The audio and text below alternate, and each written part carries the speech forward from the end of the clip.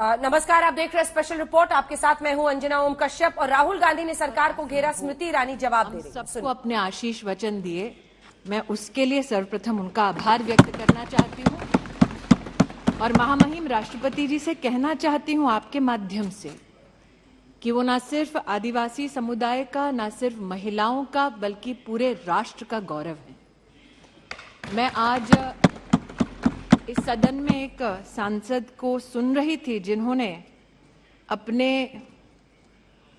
भाषण की शुरुआत ही इन शब्दों से की कि वो महामहिम राष्ट्रपति जी के अभिभाषण का विरोध करते हैं।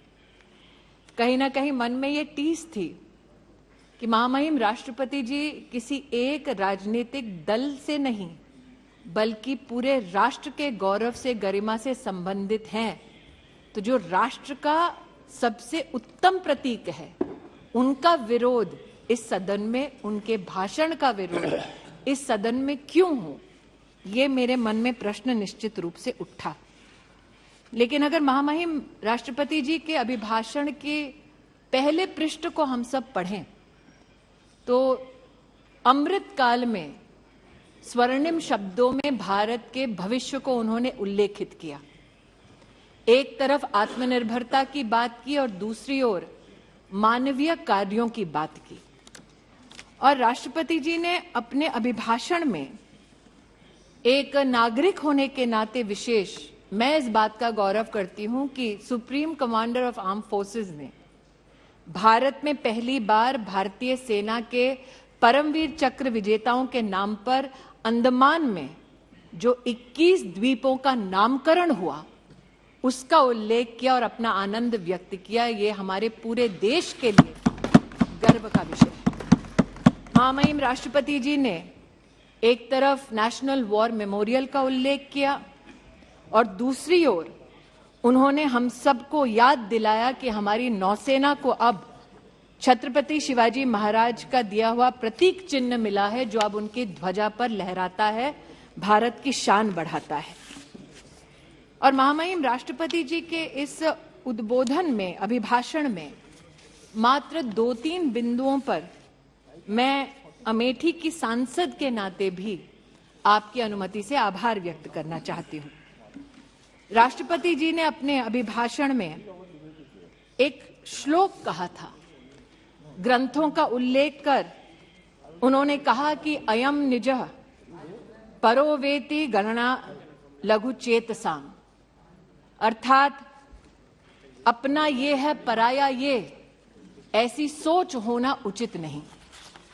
और राष्ट्रपति जी के इसी संकल्प, इसी चिंतन को चरितार्थ किया है मोदी सरकार ने। इसलिए अमेठी की सांसद होने के नाते हमारे यशस्वी प्रधान सेवक का मैं आज विशेष आभार व्यक्त करती हूं, क्योंकि अपने पराये की सोच से परे हटकर मेरे संसदीय क्षेत्र में महामहिम राष्ट्रपति जी के अभिभाषण को अगर मैं अमेठी की दृष्टि से देखूं तो हमने क्या पाया, क्योंकि 50 वर्ष खोया बहुत मेरे संसदीय क्षेत्र ने। आज इस सदन में एक सज्जन जिनको अमेठी ने मैजिक दिखाया और विधानसभा के चुनाव में 4 विधानसभा क्षेत्रों की सिक्योरिटी डिपॉजिट भी जब्त कराई, ऐसे सज्जन ने हमारे प्रधान सेवक पर कटाक्ष किया।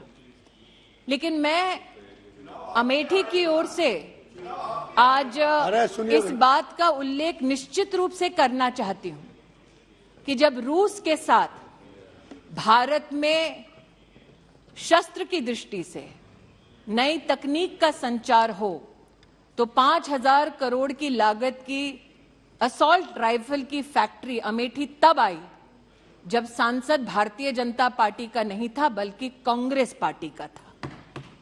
राष्ट्र के संरक्षण के लिए अपने पराये का भेद ना कर ये उत्तम उदाहरण मेरे संसदीय क्षेत्र में प्रस्तुत करने के लिए मैं देश के प्रधान सेवक का आभार व्यक्त करती हूं। महामहिम राष्ट्रपति जी ने अपने अभिभाषण में नारी की प्रतिभा, नारी के योगदान और राष्ट्र के भविष्य के निर्माण में नारी की भूमिका को उल्लेखित किया है। आज इस सदन में हमारी एक वरिष्ठ नेता है जो निश्चित रूप से महिलाओं की दृष्टि से महामहिम राष्ट्रपति जी के अभिभाषण पर अपने विचार व्यक्त करेंगी, लेकिन एक छोटा सा अपनी ओर से मेरा प्रयास है कि सदन को मैं अवगत कराऊं कि ग्रामीण अंचल में महिलाएं जो सेल्फ हेल्प ग्रुप के माध्यम से अपने परिवार को आर्थिक रूप से सशक्त करती हैं, उनका यूपीए के कार्यकाल में और मोदी सरकार में क्या स्थान रहा। हम सब इस बात को जानते हैं कि एक सदस्य ने यहां चुनाव का उल्लेख किया कि एक चुनाव से पहले एक बहुत ही प्रचलित इंटरव्यू था जिसमें विमेन्स एम्पावरमेंट की बार बार बात हुई, लेकिन वो शब्द धरती पर कितने फलीभूत होते हैं उसका मैं एक प्रमाण यहां देना चाहती हूं। 2009 से लेकर 2014 तक देश भर में सिर्फ 19 लाख सेल्फ हेल्प ग्रुप्स को भारत सरकार से सहायता मिलती थी। मोदी सरकार में यह संख्या बढ़कर अब 81 लाख हो गई है। 2009 से लेकर 14 तक जो राशि इन सभी सेल्फ हेल्प ग्रुप्स को दी गई वो लगभग 80,000 करोड़ थी, लेकिन मोदी सरकार में 2014 से लेकर 2022 तक ये राशि बढ़ाकर 4,93,000 करोड़ रुपया की गई। मैं प्रधान सेवक जी का विशेष आभार व्यक्त करती हूं कि विमेन्स डेवलपमेंट के मात्र नारे को ट्रांजिशन करके राष्ट्र का अगर उत्थान करना है तो उसमें अहम भूमिका नारी की होनी चाहिए। मात्र इस एक सेल्फ हेल्प ग्रुप के आवंटन से ही आज वो प्रतिबिंबित होता है कि नारी और विशेषतः ग्रामीण अंचल की महिला की प्रतिभा पर देश के प्रधान सेवक को कितना नाज है और कितना विश्वास है। महोदय, स्वास्थ्य मंत्री जी यहां उपस्थित हैं। मैंने सदन में पहले भी कहा, आज भी कहती हूं, हमारे समाज में ग्रामीण अंचल में गरीब तबके में महिला को अगर आप कभी पूछें साल 2014 से पहले कि क्या सार्वजनिक रूप से सर्विक्स कैंसर का और ब्रेस्ट कैंसर का कहीं भी उल्लेख होता था, ग्रामीण अंचल और गरीब तबके की महिला ये कहेगी कि इसका उल्लेख सामाजिक दृष्टिकोण से ना हो, ऐसा नहीं था। साधन उपलब्ध नहीं थे गरीब महिला को, इसलिए वो चर्चा में इस विषय को नहीं लाती थी। आज भी हजारों सैकड़ों महिलाएं ऐसी हैं कि अगर बुखार भी आ जाए तो अपनी नहीं अपने परिवार की पहले चिंता करती है।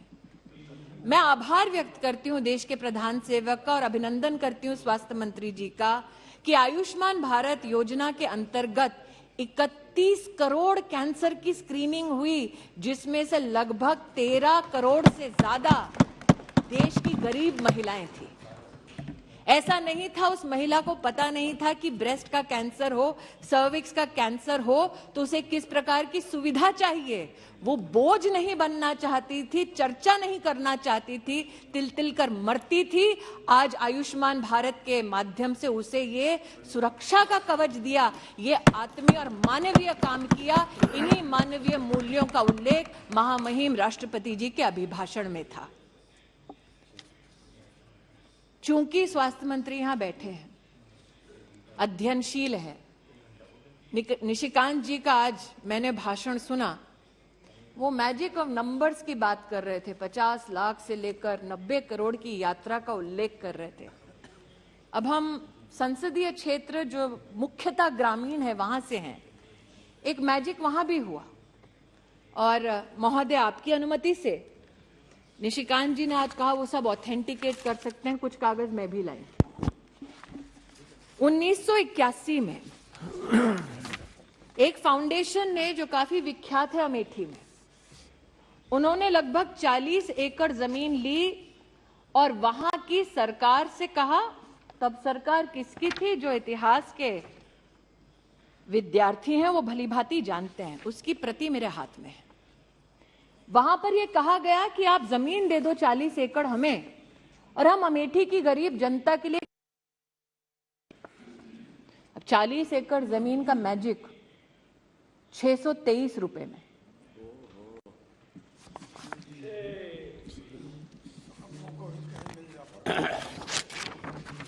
₹623 का रेंट और सुरेश जी सुनिए, 623 रुपए का रेंट 30 साल तक 30 साल तक अमेठी के गरीब नागरिकों को ये बार बार कहा गया कि आपके लिए मेडिकल कॉलेज खोल देंगे, लेकिन आज अगर कोई अमेठी गया है तो जानेगा कि जिस धरती पर वो कॉलेज खोलने की बात कर रहे थे उस पर उस परिवार ने अपने लिए गेस्ट हाउस बनाया।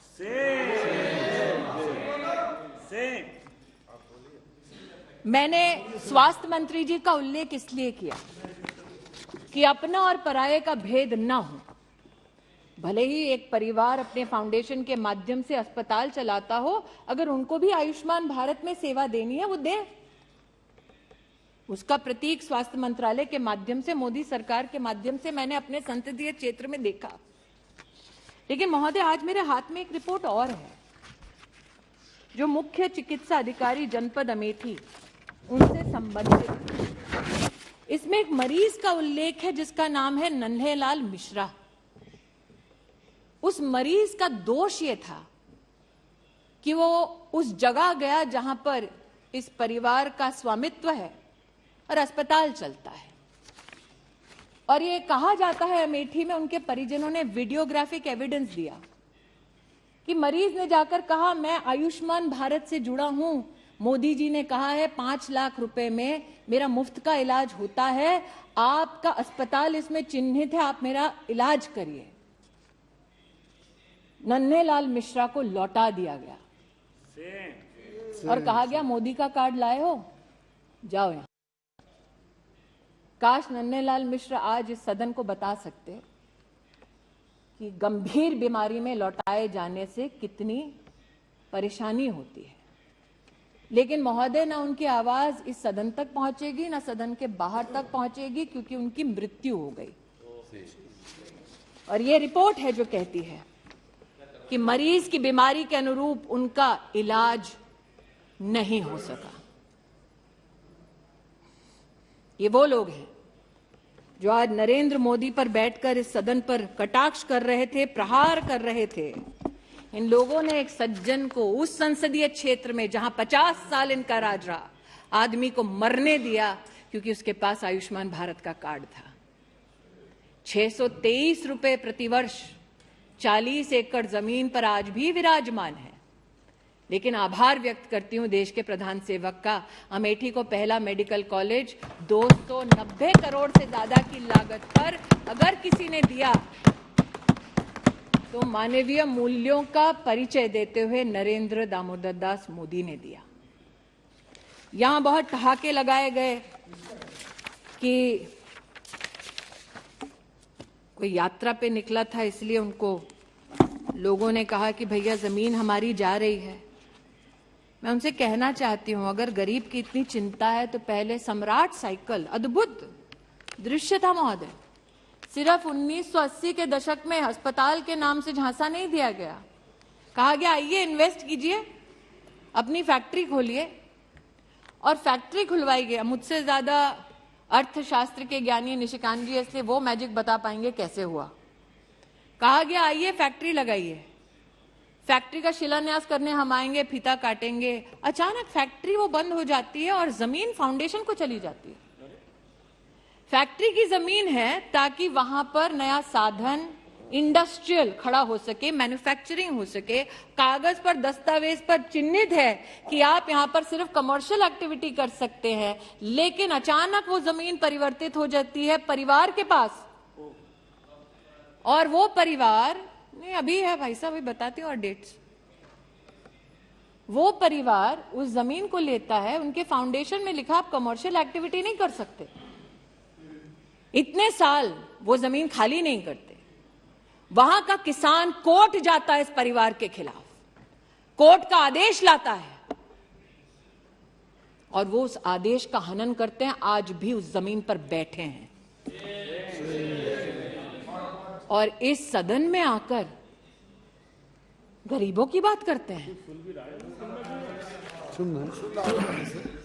ये एक और आज यहां पर नहीं सुरेश जी को समझ आ रहा है,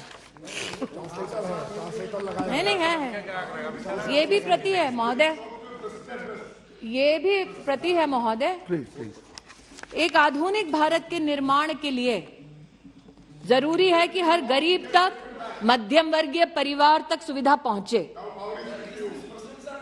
अब चूंकि राष्ट्रपति अभिभाषण में आधुनिक भारत के निर्माण की बात हुई है, तो इसलिए महोदय कहना जरूरी है कि प्रधान सेवक ने कहा कि सिर्फ चुनिंदा शहर नहीं बल्कि आधुनिक तत्व प्रगति के हर गांव, हर जिले तक पहुंचे। एक अचंभित करने वाला नजारा और है, फुर्सतगंज नाम का एक एयरपोर्ट जहां पर सिर्फ परिवार से संबंधित एकेडमी है, जमीन है सरकार की, लेकिन परिवार ने अपने नाम से, बेटा और बेटी के नाम से हॉस्टल खोल दिया है। यहां पर प्रधानमंत्री जी नेताजी सुभाष चंद्र बोस के नाम से इंफ्रास्ट्रक्चर बनाते हैं, सरदार वल्लभ भाई पटेल के नाम से इंफ्रास्ट्रक्चर बनाते हैं, वहां पर राहुल जी के नाम से, प्रियंका जी के नाम से हॉस्टल बना है सरकारी जमीन पर। और बोर्ड पर वो जब थे तो उन्होंने उस पूरी अकादमी के संचालन के लिए किसी हिंदुस्तानी को नहीं, किसी विदेशी कंपनी पर विश्वास किया। उस विदेशी कंपनी ने उस एयरपोर्ट का क्या हश्र किया, यहां पर उस रिपोर्ट में उल्लेखित है। लेकिन आज इस एयरपोर्ट का मैं उल्लेख यहां इसलिए कर रही हूं महोदय कि एक बार सदन में मैं बोल चुकी हूं कि हमारे यहां तिलोई नाम की एक विधानसभा है, वहां पर 30 साल से एक बस अड्डा बना दो, ये हमारी जनता जनार्दन कहती रही। बस अड्डा भी पहली बार तब बना जब प्रदेश में योगी सरकार बनी, देश में मोदी सरकार बनी। और आज अमेठी के सांसद के नाते मैं आनंदित हूं कि फुर्सतगंज एयरपोर्ट को अब उड़ान की स्कीम में सम्मिलित कर लिया गया है और अब अमेठी का साधारण नागरिक भी हवाई सेवा का इसमें फायदा उठा सकता है। इस बात से कोई इनकार नहीं कर सकता कि अमेठी की एक बार चर्चा होती थी और मैंने राष्ट्रपति जी के अभिभाषण का विशेष उल्लेख इसलिए भी किया। महामहिम राष्ट्रपति जी एक बहुत ही गरीब सामान्य परिवार से हैं और इस सरकार की एक बहुत बड़ी मानवीय उपलब्धि यह है कि पद्म पुरस्कार उनको जाता है जो धरातल पर काम करते हैं, मानवीय काम करते हैं, राष्ट्र का नाम रोशन करते हैं बिना इस अपेक्षा के कि उन्हें सम्मानित किया जाएगा। जिसे सालों साल वीआईपी कॉन्स्टिट्यूएंसी कहा जाता था, वहां परिवार से संबंधित नेताओं को तमगा जरूर मिलता था, लेकिन अमेठी में पहली बार एक बेटी को स्पोर्ट्स में पद्म पुरस्कार अगर किसी ने दिया तो वो शोभा अमेठी की बढ़ाई हमारे प्रधान सेवक ने और वो आशीर्वाद दिया महामहिम राष्ट्रपति जी ने। मैं सुधा उस बेटी की ओर से आज आभार व्यक्त करती हूं। महामहिम राष्ट्रपति जी, हाँ मैं माइनॉरिटीज की भी वो बात करना चाहते हैं, मैं माइनॉरिटीज की भी महोदय, वैसे आपका महोदय निर्देश ये रहता है, आपका ये निर्देश रहता है महोदय कि सिर्फ चेयर जो सुनो, वक्तव्य के अलावा कुछ भी रिपोर्ट और जो निजी वक्तव्य दे रहे हैं ताकि मैं भाषण अपना बंद कर दूं, उनको ना सुनो। तो मैं बताना चाहूंगी महोदय, महिला और माइनॉरिटी दोनों, जो शायद इनको शर्मसार कर दे, हज की कल ही पॉलिसी देश में प्रस्तावित हुई और जब इनकी सरकार थी जो इस वक्त चिल्ला रहे हैं, तब हज की एक एक एप्लीकेशन के लिए पैसा लिया जाता था।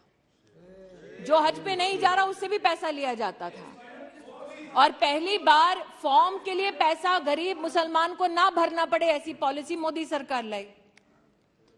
50,000 रुपए हज की यात्रा, उसमें कम खर्चा करना पड़ेगा गरीब को, यह भी कदम मोदी सरकार ने उठाया और भारत की तिजोरी से पैसा निकालकर ये नहीं किया, अनुशासित प्रशासनिक ढांचे के माध्यम से ये किया।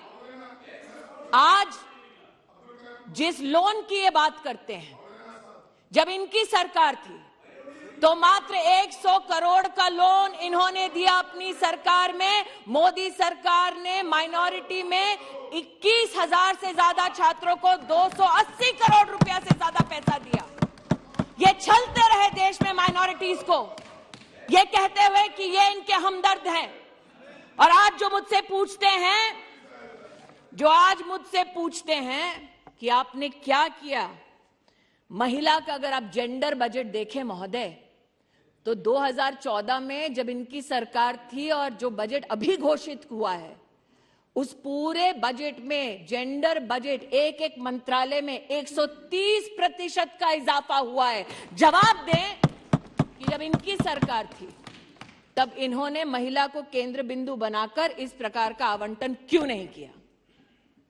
मैं आज दिनकर जी को याद करती हूं। राष्ट्रकवि ने कहा था, प्रण करना है सहज, कठिन है लेकिन उसे निभाना। सबसे बड़ी जांच है व्रत का अंतिम मोल चुकाना। संकल्प मोदी ने किया और इसीलिए आज कीमत चुकाते हैं जब आप बिना किसी तथ्य के उन पर कटाक्ष करते हैं, उन पर आरोप मढ़ते हैं।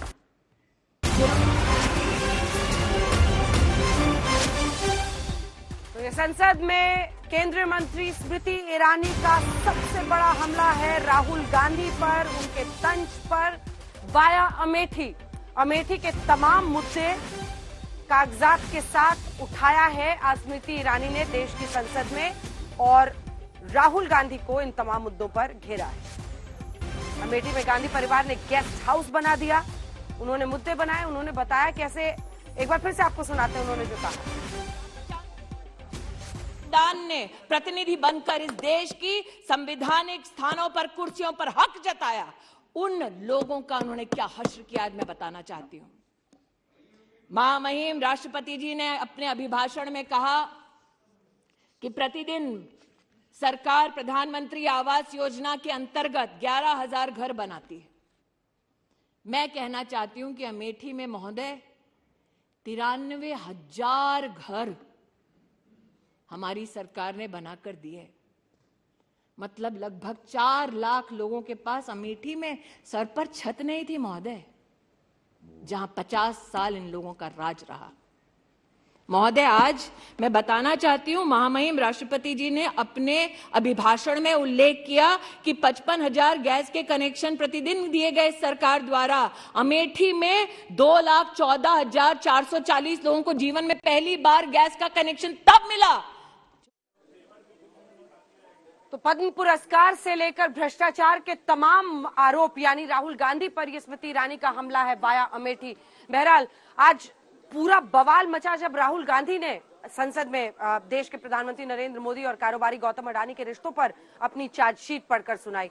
50 मिनट का भाषण। राहुल गांधी ने कई बार हमला किया। सरल शब्दों में अगर आपको बताएं तो गौतम अडानी पर, मोदी सरकार की नीति और नीयत पर सवाल खड़े किए। राहुल गांधी ने एक के बाद एक आरोपों की झड़ी लगा दी। नरेंद्र मोदी पर राहुल के आरोपों पर बीजेपी ने क्या कहा है हम आपको सुनाए। उससे पहले अडानी पर कांग्रेस पार्टी द्वारा निर्मित और निर्देशित 50 मिनट की फिल्म का सारांश देखिए।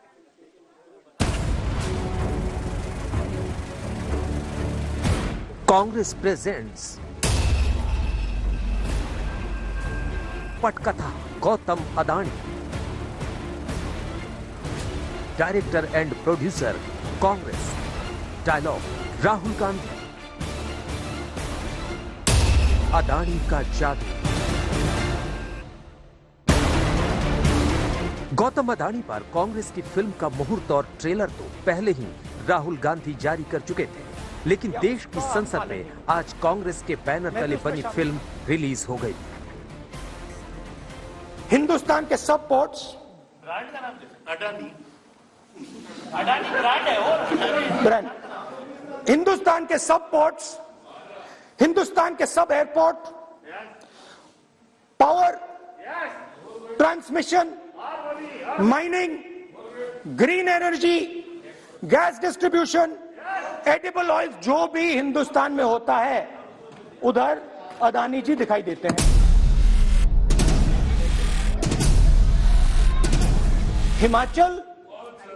हिमाचल में सेब की बात होती है, अदानी जी।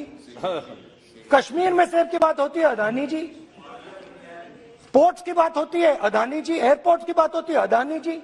इंफ्रास्ट्रक्चर, अच्छा हम सड़क पे चल रहे हैं, मैं पूछूं किसने बनाई, अदानी जी। दो किरदार के इर्द गिर्द राहुल गांधी की पूरी फिल्म घूमती हुई नजर आती है। ये किसी भी बिजनेस, मेरा सवाल प्रधानमंत्री जी से, और सिंपल सवाल है, प्रधानमंत्री जी आपकी फॉरेन ट्रिप्स पे अदानी जी और आप कितनी बार एक साथ गए? आरोप ये कि अदानी के पीछे नरेंद्र मोदी है। राहुल गांधी के आरोप पॉलिटिकल भी हैं और नरेंद्र मोदी पर पर्सनल भी। जी ये जो अदानी जी जो हैं, इनकी सफलता कैसे हुई? ये इतने बिजनेसेस में कैसे घुस गए?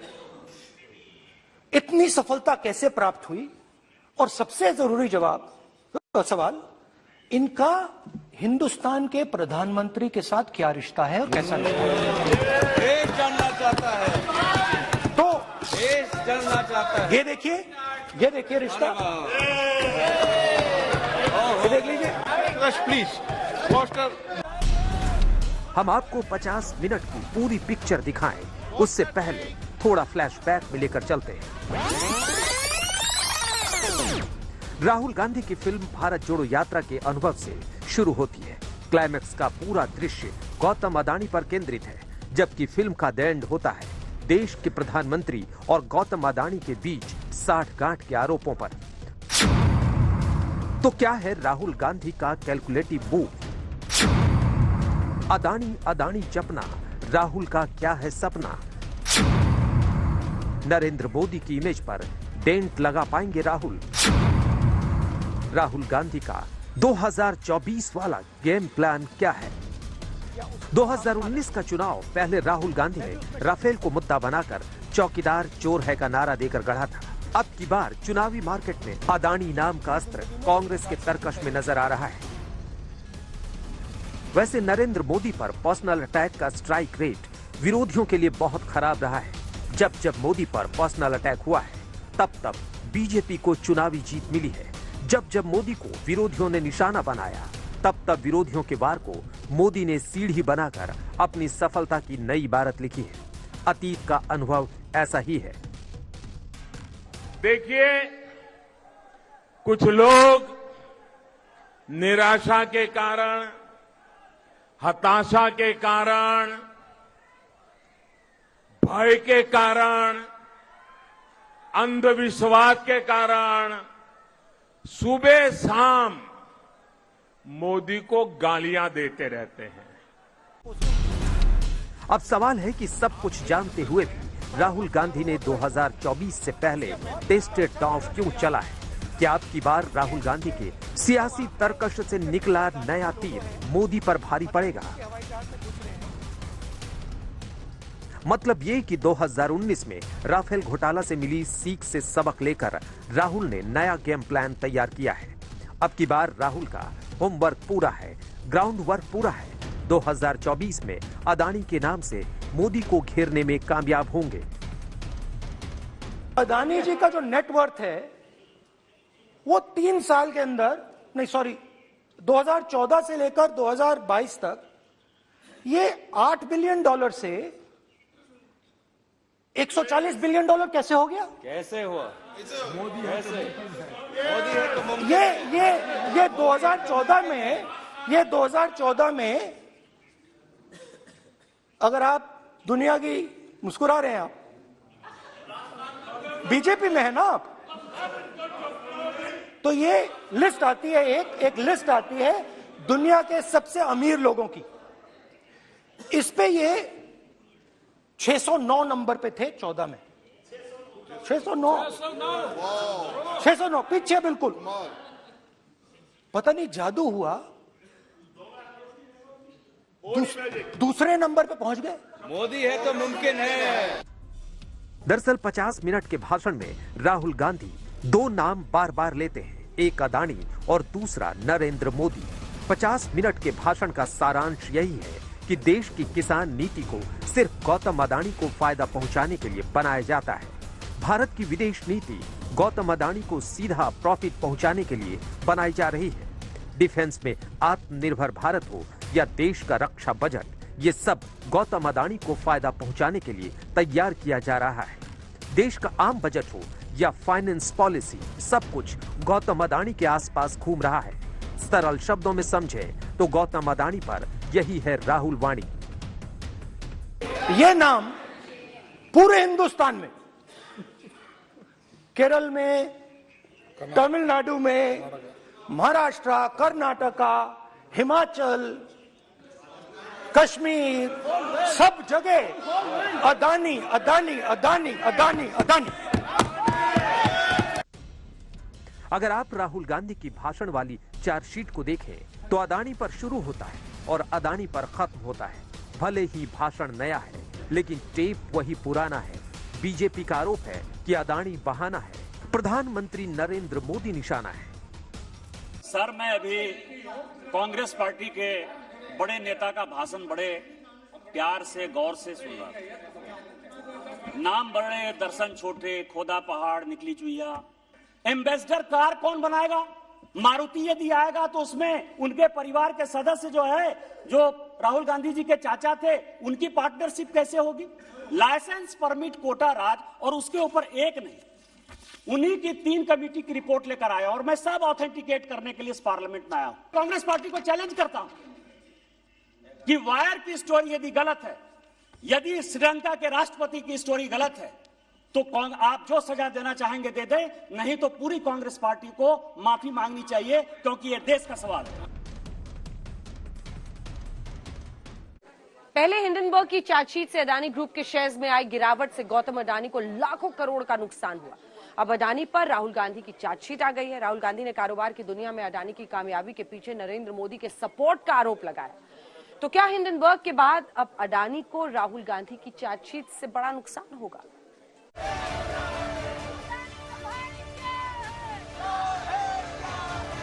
पहले जेपीसी की मांग और चर्चा को लेकर संसद में हंगामा, फिर एलआईसी और सीबीआई के दफ्तर के बाहर कांग्रेस का प्रदर्शन, और अब संसद में राहुल गांधी ने खुल्लम खुल्ला ये आरोप लगा दिया है कि देश के प्रधानमंत्री नरेंद्र मोदी अपने मित्र गौतम अदानी को सीधा फायदा पहुंचा रहे हैं, यानी अदानी को फायदा पहुंचाने के लिए डायरेक्ट बेनिफिट स्कीम चला रहे हैं। ऑस्ट्रेलिया में प्रधानमंत्री जाते हैं। आप बोलिए सर, स्पीकर सर, प्रधानमंत्री जी ऑस्ट्रेलिया जाते हैं और जादू से State Bank of India $1 billion loan Adani ji को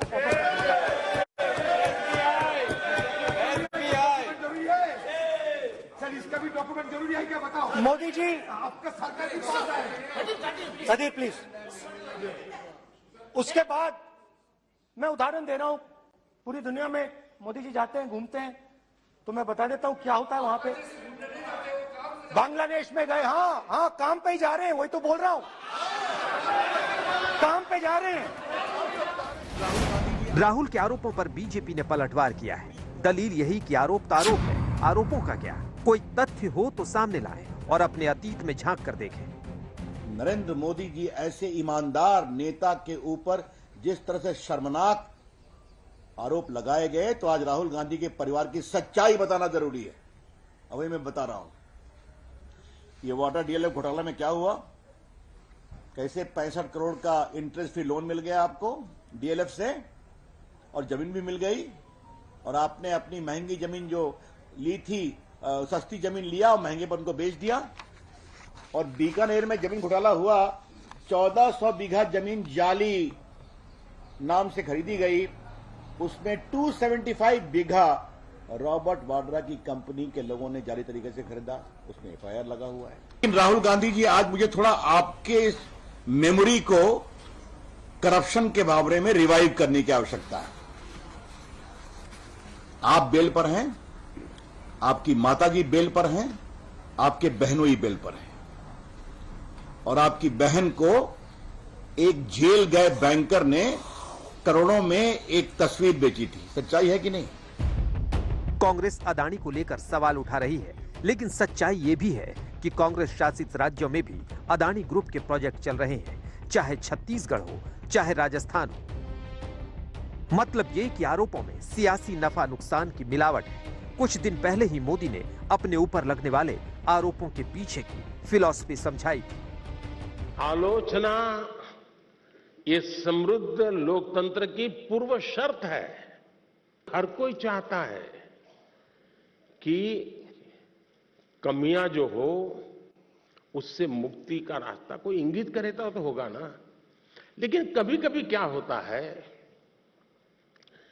आलोचना करने वाला कौन है उस पर सारा मामला सेट हो जाता है। जिंदगी में इस प्रकार से बड़ी बात यह है कि राहुल ने संसद में उस वक्त अदानी के कारोबार पर उंगली उठाई है जब अदानी ग्रुप चुनौतियों से जूझ रहा है। एक विदेशी रिपोर्ट ने अदानी का आर्थिक साम्राज्य हिला दिया है। इसे यूं समझिए, साल 2023-24 के लिए भारत का कुल बजट 45.03 लाख करोड़ है, यानी एक साल का पूरा लेखा जोखा। इतनी बड़ी रकम का करीब 1/4 यानी 10 लाख करोड़ का घाटा अब तक अदानी ग्रुप को सिर्फ 10 दिन में लग चुका है। ये रकम कितनी बड़ी है आप इसी के साथ स्पेशल रिपोर्ट में न्यूज रूम से इतना ही। देश दुनिया की बाकी खबरों के लिए आप देखते रहिए आज तक।